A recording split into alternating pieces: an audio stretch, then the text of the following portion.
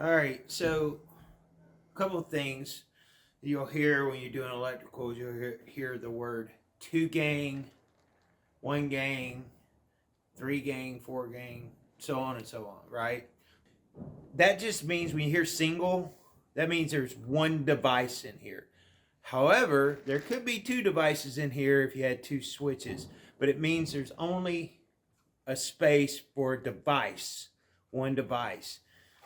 This is a 2 gang. When you say device, what do you mean? Like That a means switch, or an outlet? Or an outlet. And you could have there's tandem switches that have a switch on top and bottom. You'll see that a lot of times in like bathrooms that have bath fans with lights on them.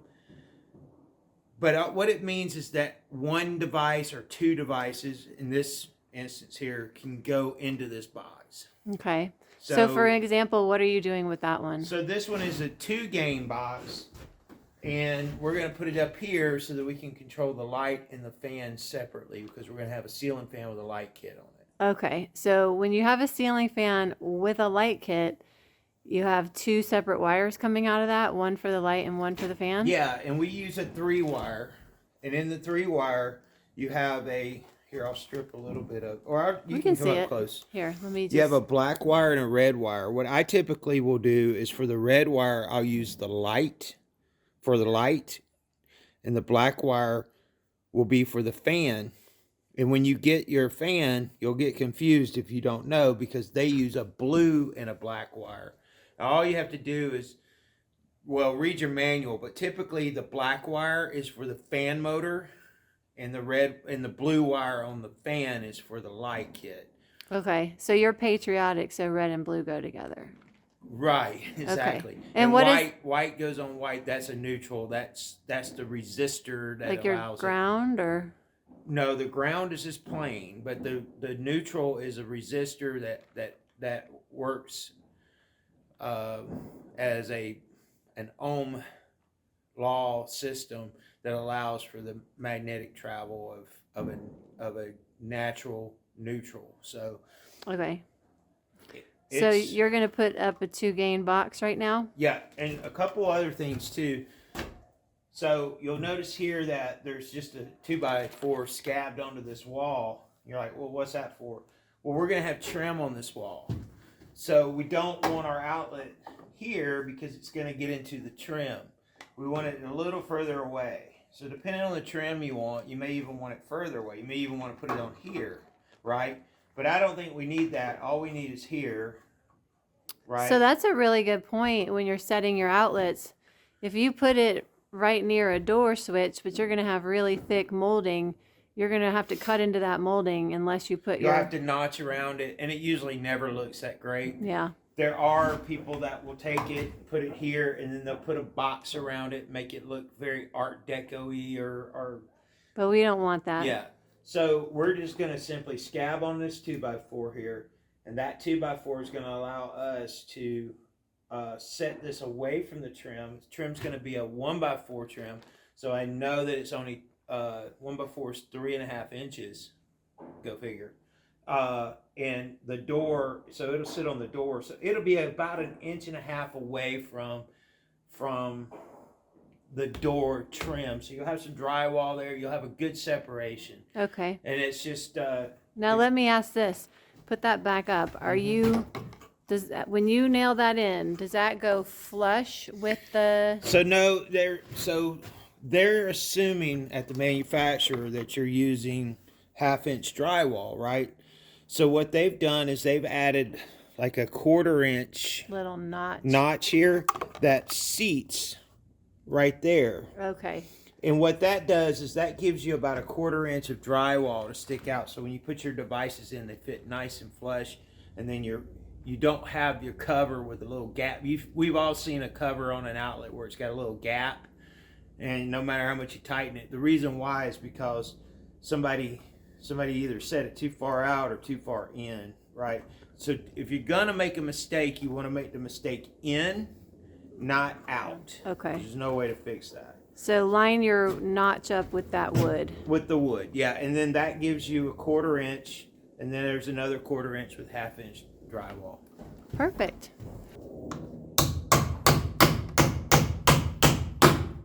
So those nails come with the box. They come with the box.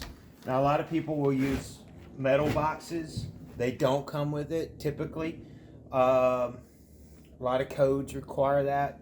If you had metal studs, you would have it. Obviously, and you would use screws with metal studs. But we're using regular Romex boxes, and we just want to make sure they're in there nice and neat, nice and straight. And then now we can start putting our wires in it. Awesome. So I was told by an electrician friend of mine that the inspectors want to see these things now. I've never used them before. I don't even know what they're called. They call them staples, but they look like raceways for wire, and I've never used them before. They're really easy to use. I'm not a huge fan of them. Is it like a cord keeper? Yeah, similar. And you simply just nail it in place, and then the wires sit in here loose and go into the box. I'm not a big fan of that. Okay, so you gotta put one of those in the top and the bottom. Yeah, because he said they want them now. I don't know why, because I normally just staple them. And Well, so we'll add them. we'll see.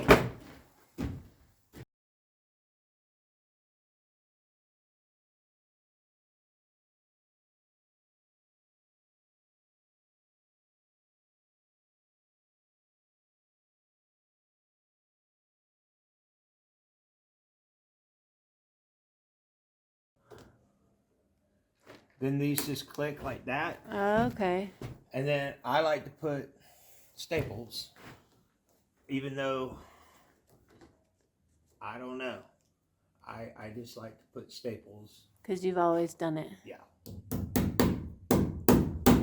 When you staple wire, you're not trying to drive the wire, drive the staple home. You're just trying to secure the wire. So just tight enough to secure the wire, no tighter. Right. So we're going to do the same thing here. We're just going to break that little tab out. So now what we'll do is we'll feed the wire into the box and then into this thing, snap it closed, and put a staple on it. Nice and neat.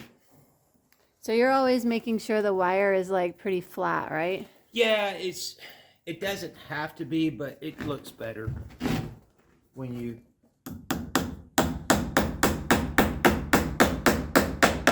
If it's twisted, could that affect the currency? Or the current? No, it can affect your currency because it looks ugly, and people may not want to pay you for it. Gotcha. So, now this guy here, even though it's blood soaked now, Yeah, this is the weapon that Michael cut himself with. which is why I think my last one was it was orange. The original one I had was nicer than this. I typically like to dull these up. I don't like them to be sharp. Because right? you cut yourself. Because you can cut yourself. Also, you can cut the wire, which is just as bad as cutting yourself. Yeah. I like it to be a little dulled up. I'll just kind of rub it on some wood and, get it dulled up. And then reason why I like this, it's called a clip blade. So it's clipped off. It is better than a razor blade. You see a lot of people using razor knives, box cutters, things like that. If you slip with that, you can cut the wire. You may not even know it, and then you get a dead short because it's touching a neutral or a ground, typically a ground. So I like to use this. Some people swear by box cutters. There's all kinds of new tools out there that you slide them on and you click a button and you pull it and it strips the wires. I'm old school. This is how I learned. This is how I do it. And it's simply, you take your wire, if you want to come over here, you want to hold your wire out and you want to come at an angle like this. Where are you starting? All the way back? All the way back there. And what we're doing is we're just kind of breaking that white skin right? And we're feeding it so that we can get the wire loose. There's paper on there, that goes away. Show me the paper. Oh, you already threw it down. See, there's paper on the ground, and then there's just paper inside it. All that paper comes off? Comes off, cut your wire off. Same thing here on this big blue one. This is our 3-wire. So all we're doing is we're cutting away the skin. We're skinning a snake here is what we're doing, guys. And we're just slowly pulling it toward us, separating the wire from the Romex cover. Show us the paper. Then we got this paper that's inside the cover and on the ground. Pulling that away. Sometimes it'll tear off, sometimes you gotta cut it. Go back in here, cut it away. I like to fold them up like that when I'm cutting so that I don't nick a wire by accident. And then we're just stripping the wire. There's a lot of wire here. And this is a new knife, so bear with me as I strip the wires.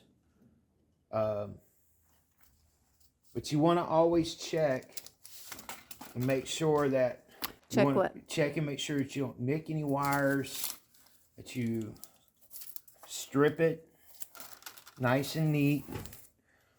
When you have a lot of wire like this, you probably pull too much.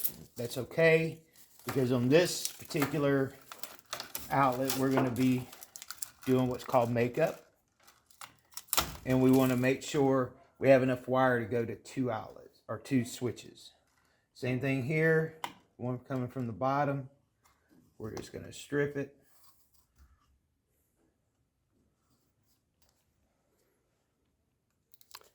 So in that case, you stripped it all the way to the bottom, but on the long one, you were able to strip it to a point and then pull just it yank out. the wire out, yeah. Out of the casing. Yeah. That's that. So now we can talk about makeup. So this is my version of makeup tutorial.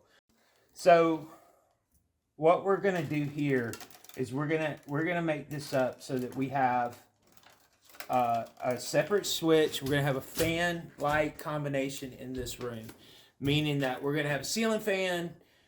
There may be a time when we're sleeping, we don't want the light on, right? We don't want to have to pull the chain, so we just want to turn the fan on. Or maybe it's cold and we don't want that fan blowing, but we want to be able to turn the light on. So what I do is I use the red wire coming from a there's a 3-wire that it's all in one. So you have a neutral, you have a ground, and you have a red and a black wire, right? And what I will sometimes do is I will mark these so that or hold them out of the way so I know that they're the switch leg. So that's another term, switch leg. That means that we're going to provide power and switch it to these 2 wires. This will be the light. This will be the fan. Now, I typically will put the light on the first switch and the fan on the second switch. There's no right or wrong. It's just how I do it. Well, there's a right or wrong. That's the right way. And so what I'm doing now. So you went from 4 wires, 4 sheathed wires, to a bunch of little wires in each of them. Correct. So all Romex is a raceway. It's called a raceway. And so what we're doing here is we're taking the actual wires and making them do what we want them to do. Okay, so what are the copper wires? So these are ground wires. Okay. Okay. So ground wires. So you've separated all the ground wires off to the side by themselves. Correct. So out of all 4 of those thick combos, you've got 4 ground wires. Right. And so what I'm going to do now is start braiding them. Right? Did you get your experience on this when you were in the 80s? Making friendship bracelets? I didn't make friendship bracelets, but sure. So you're cutting it after a So certain length? I need 2 wires, but I want all these grounds connected, right? So I'm going to clip off these 2. Don't need them anymore, right? Okay, so why do you need those 2 grounds? So they're going to go to the switch. And are you crimping that together? I am twisting them nice and neat, Okay. right? And now there's this thing. Let me zoom into that. Yeah. Okay. And now there's this thing. You can see that. This is called a crimp or a ferrule, right? And it's made out of copper. And what it's going to do is it's going to slide down. It's going to go over all these wires. And then we're going to take this tool here, which is old as the hills. Old as the hills. Okay. And it is a crimping tool. And it's, see these notches here? Mm-hmm. And then you've got a cutter here. So these notches fit different size ferrules or crimps, if you will. I call them crimps. And they're just basically, you're going to take that, crimp it nice and good. Now that's connected all those wires, right? So you slid that little sleeve up above the notch point where all 4 wires are. That is correct. Okay. So now I need to get a neutral, tie all these neutrals together, which are my white wires, right? Yep. So these wires are just going to go under a wire nut, but that light and fan will not work without one of these. So it's a resistor. So if you know anything about electrical, it's basically magnets. It's magnetic with electrons, and to get them to go somewhere, you got to have a force pushing against them. We call them neutrals. They're neutral. They're like Switzerland. Ah, they're white like Switzerland. So I just cut those off. I'm talking about the snow people, not the people. Yeah. I just cut those off. And I'm stripping them with these strippers. There's 1,000 different types of strippers. I like these. These are made by Klein. Anybody that's... Let's see, show that again. Anybody that's worked in electrical knows Klein tools. They are the premier tools for electricians. Now, a lot of people would be tempted just to put these together and put a wire nut on them. Mm-hmm. Don't do that. Okay. What you want to do is take a pair of lineman pliers like this, and you want to grab these guys and you want to twist them together like so. And what we're doing is we're ensuring that we're not relying on just the wire nut to twist it.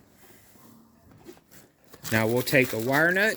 Look how pretty that looks. We'll take a wire nut and we're going to put a wire nut on there. You want to tighten it down so it really doesn't want to move anymore.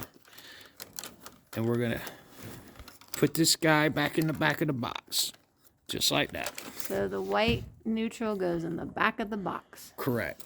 So now, these are all what we call hot wires. They're hot. They're always hot. Those are your black wires. These are the black wires. So we got one coming in for power. We got one going out for power. It's coming from the box or from another outlet. But we need to take these, right?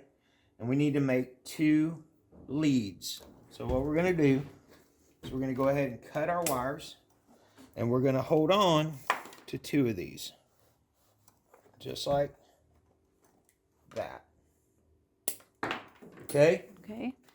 Now we're going to strip these wires. And we're going to strip these wires.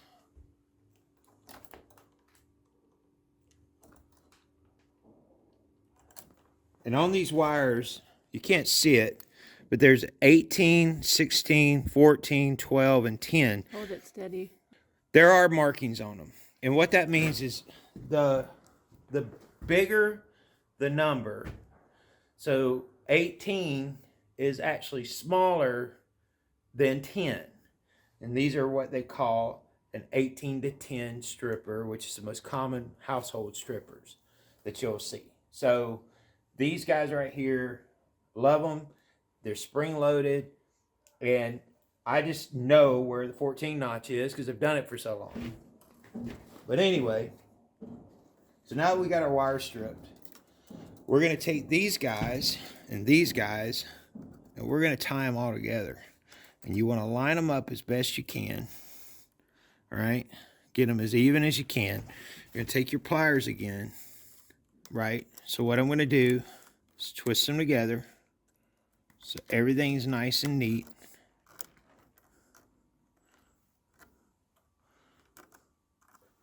And then I'm just going to clip them. I'm going to take a wire nut. So no copper thingy. No copper thingy.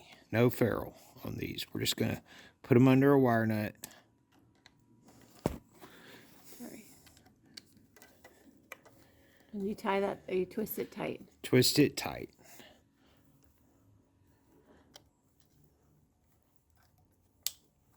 All right. And then we're going to take those. So now that goes back Right. in front of the white. Correct. So right here, what I'm going to do is mark that as a hot and a hot. And then what I typically will do is take... So when you say mark it as a hot, meaning you... I'd marked it so I know that it's a hot leg, not the switch leg, so that I don't put two hots together. So by taking the sheathing off, you have marked it so you know? Correct. And so now I'm going to fold those two. So I took the red wire from this blue wire, and I took it... And added it to a lead wire. Add it to a lead wire, and I'm going to fold it back in there, get it away so the sheetrock drywall guy doesn't nick it. And I twist these together so I know they go together. So that's your... So that'll be where the switch goes. One black one without the copper exposed is not live. Right. And then that... The ground goes in last? The ground goes in last. Does it matter that the ground is really long like that? No, I put it in there kind of as a protector. So that if it gets hit, it's no big deal.